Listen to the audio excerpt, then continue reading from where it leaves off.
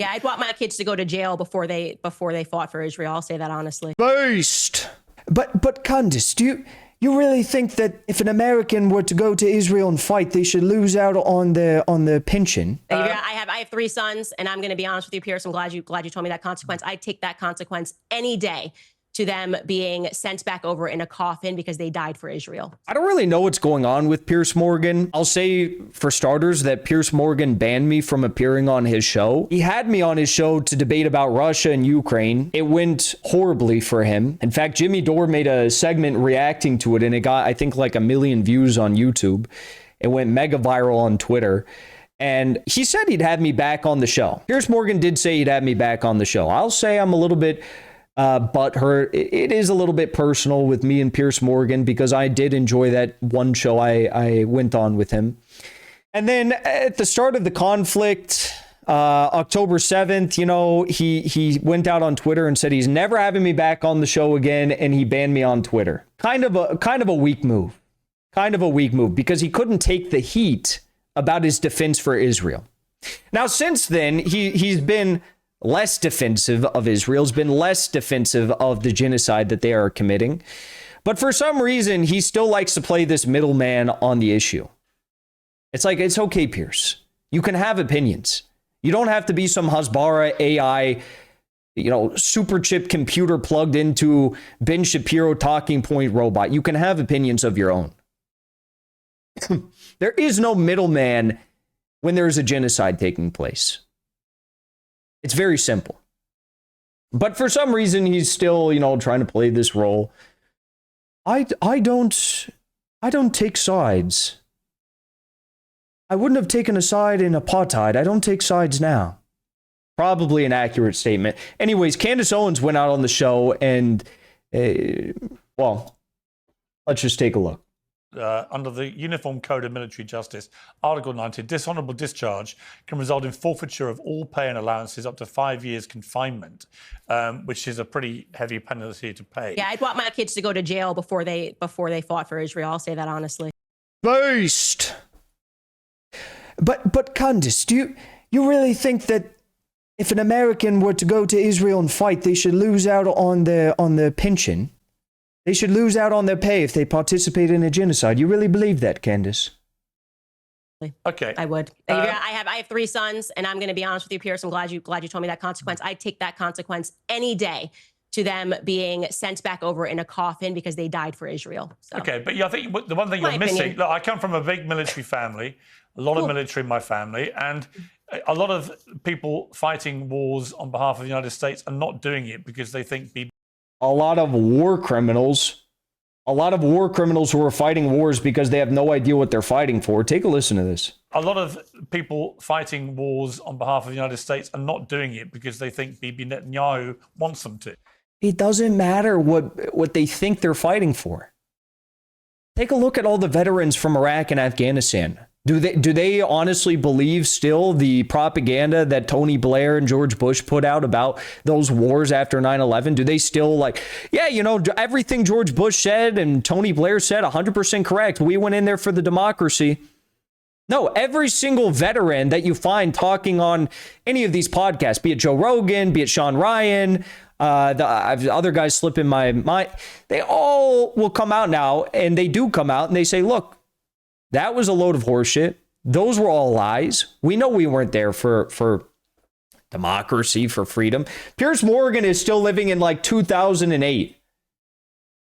They're doing it because some of them do that, and they write into my show and I answer the question. But many of them won't, and they might be offended by you suggesting that's the only reason. Oh, let's not offend the soldiers. Let's not offend the IDF. They don't know what they're doing. They are just following orders. Let's not offend them. And they can watch your show and they can be offended all they want. But I think it's more offensive the way that our military is treated, the veterans are treated, and the gaslighting that takes place when we're told that we have to defend everybody's borders. But I actually think America treats its veterans better than almost any country in the world. I mean, you have this. Almost any country in the world, except for probably Israel, who literally can treat their veterans and their regular citizens better than the United States can because we've given them years and years and years worth of support. billions and billions of hundreds of billions of dollars, an untold amount of vital weapons and defense systems that no other Israel would never be entitled to have if it wasn't for this special relationship. They literally have free healthcare in Israel, as you know, because we don't have it in the United States. Israel has free healthcare because we don't, because we send all our tax dollars abroad, because we shoot ourselves in the foot. And instead of saying, you know, Iran, we're going to have a relationship with you and get cheap oil from you, because that makes sense. That would save the United States a lot of money. Instead of that, we say, we're going to go to war with Iran. We're going to sanction Iran. We're going to not do business with Iran because we have a special relationship with Israel, who literally gives us nothing. This has always been an open conversation. And I'm just saying that if my boys were being drafted to fight this war in Iran, I would be like, you know what, honey, take the other option. And that's not because it's cowardice. It's because when you sign up for the military. Okay, but I would say that the pilots, you are pledging that you are doing something that is going to better. Who are you to say anything? This guy's saying that American sons and daughters should go fight for Israel. That's his argument here. Why is he arguing about Americans to go fight for Israel? Why don't Piers Morgan, if you believe this is such a, some sort of a foundational belief for yourself, if you believe this is some sort of a amazing, insightful bit of information that you've stumbled upon, why don't you send your own sons and daughters to go fight for Israel? Your country. Candace, and like I said, our country has been in steep decline since we haven't part of this foreign policy, which is just whatever Israel wants. Okay, but you made Israel that point. gets. But what People are so stupid. Terrorism in the Let's watch another. Middle East through the Houthis, through Hezbollah, through Hamas. I mean, that's widely accepted and recognized. They've done It widely accepted. Now, that's just kind of really. You don't think they Israel have? has been a terrorist state. Okay, Israel right now is imparting That stupid look on his face. Do you not realize that all of these organizations, all of these groups, all of these countries that you just listed, Piers, they are quote unquote acting in this way, this horrible way, as you put it, because they're defending themselves from Israel. They literally wouldn't have to, they could, if there was no special relationship with Israel, the United States would be doing business with all these countries. We could have peaceful relations with these countries. We could buy their oil. We could help develop their infrastructure. We could actually benefit ourselves from these relationships, from these countries. A genocide and a Holocaust on the Gazan people. So I'm really over this idea like somehow Israel has the moral high ground and we have to get behind them. I didn't say because that. We got to go after the bad guys. I wasn't saying that. But we have. Wait, 5 minutes ago, weren't you arguing that we should send troops, U.S. troops, to go fight for Israel in Israel? You were saying that's preferable to them losing out on their pensions?